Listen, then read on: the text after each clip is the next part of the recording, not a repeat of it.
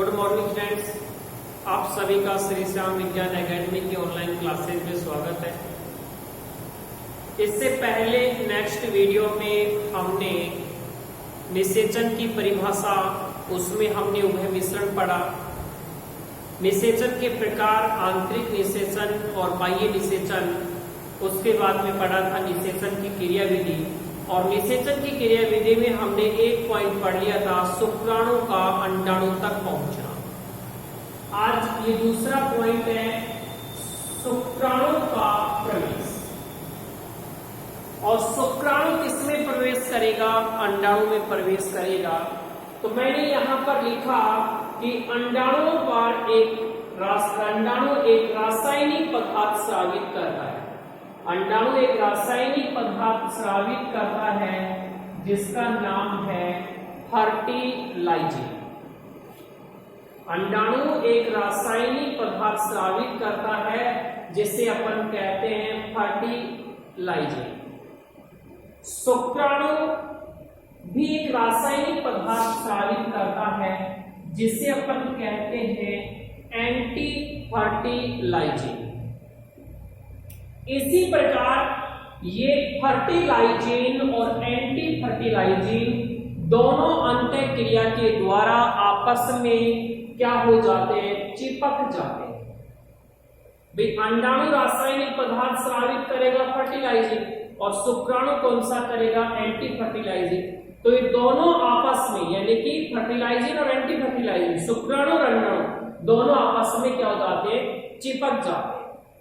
यहां पर एक फर्टिलाइजेंट ये ताले की भांति कार्य करेगा और ये एंटी फर्टिलाइजेंट ये किसके भांति व्यवहार करता है? चाबी की भांति क्या करता है? व्यवहार करता है। इसके बाद में देखो मैंने लिखा, शुक्राणु द्वारा भेदन एक रासायनिक क्रियाविधि, यानी कि शुक्राणु अंडाणु में प्रवेश करेगा तो कौन सी रासायनिक क्रियाविधि है? इसमें शुक्राणु का एक्रोसोम भाग लेता है। शुक्राणु का क्या लेता है? एक्रोसोम भाग लेता है। तो मैं आपको बता दूं, यानी कि जो शुक्राणु होता है, शुक्राणु के सिर के ऊपर जो टोपीनुमा संरचना पाई जाती है, शुक्राणु के सिर के ऊपर जो टोपीनुमा संरचना पाई जाती है उसे क्या कहते हैं? एक्रोसोम कहते हैं। और ध्यान रखना, इंपोर्टेंट है, एक्रोसोम का निर्माण पूछे तो ध्यान रखना, एक्रोसोम का जो निर्माण है वो किससे होता है? गोल्जी का है। तो शुक्राणु के सिर के ऊपर एक जो टोपीनुमा संरचना पाई जाती है, उस टोपीनुमा संरचना को अपन क्या कहते हैं? एक्रोसोम। और एक्रोसोम का निर्माण किससे होता है? गोल्जी काय से होता है, तो भाग लेता है। तथा कुछ शुक्राणु लयन मुक्त करता है, यानी कि इसमें शुक्राणु का एक्रोसोम भाग लेता है। ये क्या मुक्त करता है? शुक्राणु लयन मुक्त करता है। ये शुक्राणु लयन क्या काम करेगा? अंडाणु के ऊपर जो झिल्ली पाई जाती है उसको ये क्या कर देगा? उसको घोल देगा। और घोलने के पश्चात यानी कि शुक्राणु के प्रवेश का क्या मार्ग बनाता है? मार्ग। एक्रोसोम भाग लेगा, क्या स्रावित करेगा? शुक्राणु लयन। जो अंडाणु के ऊपर जो झिल्ली पाई जाती है उसको गला देगा और शुक्राणु के लिए मार्ग बनाएगा। आपसे पूछा जाए कि शुक्राणु लयन कैसा है, तो ध्यान रखना, शुक्राणु लयन एक अम्लीय प्रोटीन है। इसमें एक लयनकारी एंजाइम क्या पाया जाता है? हाइलुरोनिडेज एंजाइम पाया जाता है। ये कोरोना रेडिटा की जो कड़ी क्या कोशिका को साथ रखता है और कोरोना भेदन एंजाइम कोरोना रेडिटा को घोलता है। और तथा एक्रोसिन, ये जो एक्रोसिन है, ये एक्रोसिन किसको घोलता है? एक्रोसिन क्या करता है? जोना पैलिसिडा को क्या करता है? घोलता है। अब इसकी सामरी समझो, यानी कि अंडाणु तो फर्टिलाइजिंग, शुक्राणु एंटी फर्टिलाइजिंग। तो ये दोनों पहले चाबे की भांति व्यवहार करते हैं, दोनों आपस में एक दूसरे के पास आएंगे, चिपक जाएंगे। शुक्राणु के सिर के ऊपर टोपीनुमा संरचना होगी जिसे एक्रोसोम कहेंगे। एक्रोसोम का निर्माण गोल्जी काय से होगा। तो इसमें एक्रोसोम में एक लयनकारी एंजाइम होगा, शुक्राणु लयन। ये क्या काम? मुक्त होगा और अंडाणु के ऊपर जो झिल्ली पाई जाती है उसको घोल देगा और उसके अंदर आसानी से फिर क्या कर जाएगा? प्रवेश कर जाएगा। क्या कर जाएगा? प्रवेश। तीसरी अभिक्रिया होती है बलकुटी अभिक्रिया।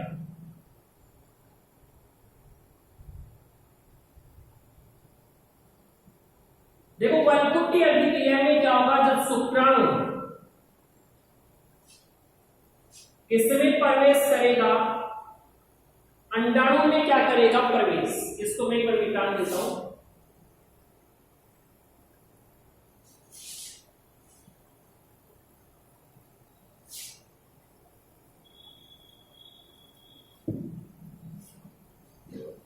तीसरा पॉइंट है वल्कुटी अभिक्रिया। देखो वल्कुट अभिक्रिया में क्या होगा, जैसे जो शुक्राणु है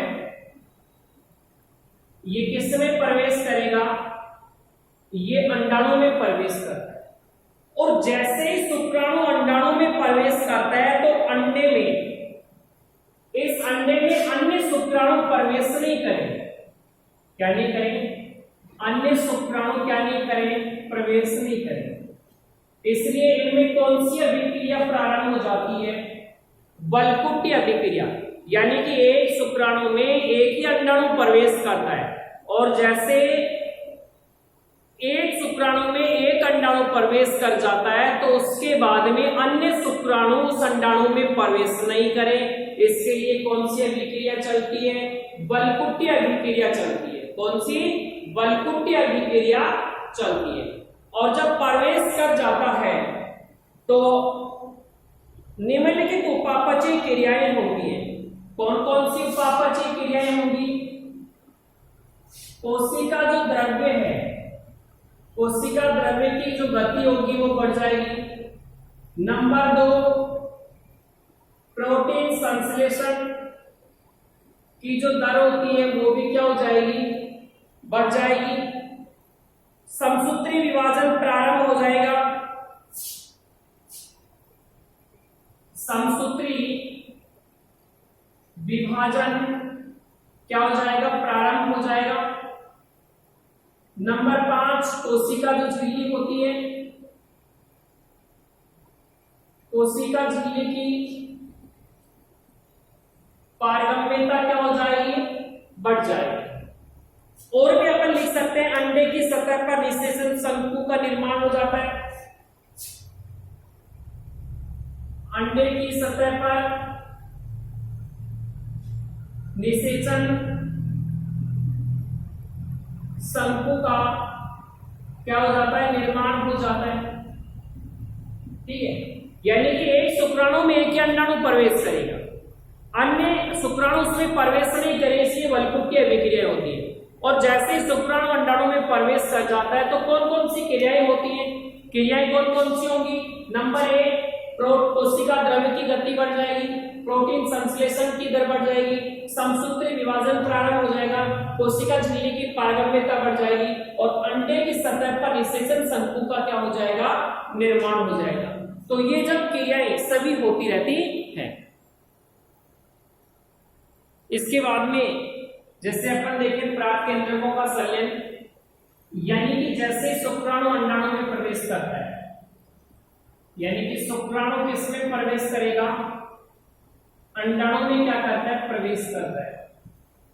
तो शुक्राणु अंडाणु में प्रवेश करने के पश्चात शुक्राणु का मध्य भाग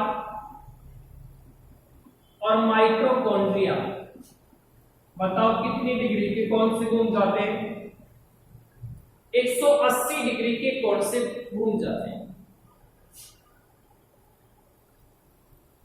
शुक्राणु का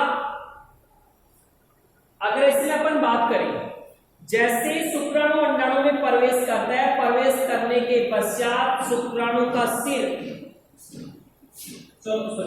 मध्य भाग और सिर बताओ कितने डिग्री कोण पर घूम जाता है, 180 डिग्री के कोण पर घूम जाता है। और घूमेगा तो मध्य भाग में क्या होगा, मध्य भाग में होगा तारक, केंद्रक और माइटोकॉन्ड्रिया।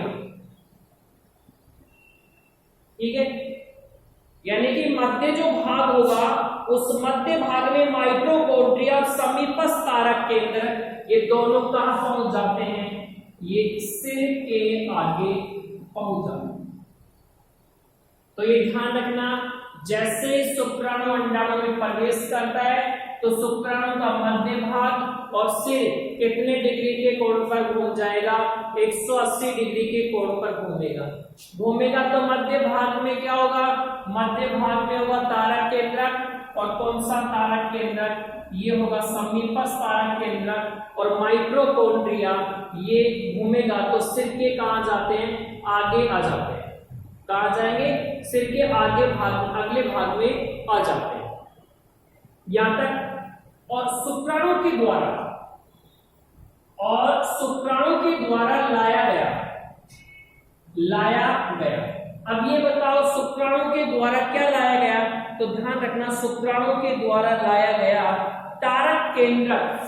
कौन सा केंद्रक? तारक केंद्रक है। दो भागों में बताओ क्या हो जाता है? विभाजित हो जाता है। जब शुक्राणु के द्वारा लाया केंद्रक दो भागों में विभाजित हो जाता है तो सक्रिय कोशिका द्रव के केंद्र में, तो अपन लिख सकते हैं सक्रिय कोशिका द्रव के केंद्र में गुणसूत्रीय तर्कों का बताओ क्या होगा? निर्माण होगा। तो सक्रिय कोशिका द्रव्य के केंद्र में गुणसूत्रीय तर्कों का क्या होगा? निर्माण होगा। और द्वितीयक ध्रुवीय निर्माण के बाद, और यानी कि मैंने यहां पर बोला है द्वितीयक ध्रुवीय यानी कि पोलर बॉडी बनने के पश्चात, यानी कि नरयुग्मक और मादा युग्मक इन दोनों के जो प्राक केंद्रक है वो आपस में क्या हो जाते हैं? संलयित हो जाते हैं। तो यहां पर अपन लिख सकते हैं कि जैसे ही ध्रुवीय काय का निर्माण होता है तो अंड केंद्रक यानी कि मादा, प्राक केंद्रक सिर और नर केंद्रक, जैसे ही द्वितीयक पोलर बॉडी बनेगी, ध्रुवीय काय बनेगा, तो इसके बाद में नरयुग्मक और मादा युग्मक दोनों के जो केंद्रक होते हैं या प्राक केंद्रक होते हैं वो आपस में क्या हो जाते हैं? संलयित हो जाते हैं।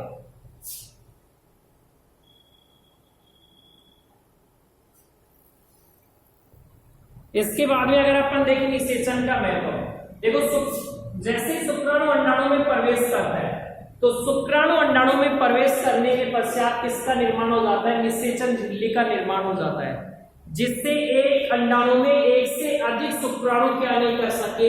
प्रवेश नहीं कर सके। पहला तो ये हो गया, जैसे ही शुक्राणु अंडाणु में प्रवेश करता है तो निषेचन झिल्ली या निषेचन कला का निर्माण हो जाता है, ताकि अंडाणु में एक से अधिक क्या नहीं प्रवेश करे? शुक्राणु प्रवेश नहीं कर सके। नंबर 2, शुक्राणु में लिंग गुणसूत्र यानी कि एक्स और वाई होते हैं। अपन कह सकते हैं कि लिंग निर्धारण में क्या करता है? सहायता करता है। यानी कि शुक्राणु में एक्स और वाई गुणसूत्र होते हैं, लेकिन अपन कह सकते हैं कि ये किस में सहायता करता है? लिंग निर्धारण में। और तीसरा, अंडाणु को निरंतर समसूत्री विभाजन के द्वारा, यानी कि अंडाणु में लगातार निरंतर समसूत्री विभाजन होगा, उसके द्वारा नए जीव विकसित होने के लिए बताओ उनको क्या करता है? सक्रिय करता है। तो ये छोटा सा चैप्टर था हमारा, कंप्लीट हो गया।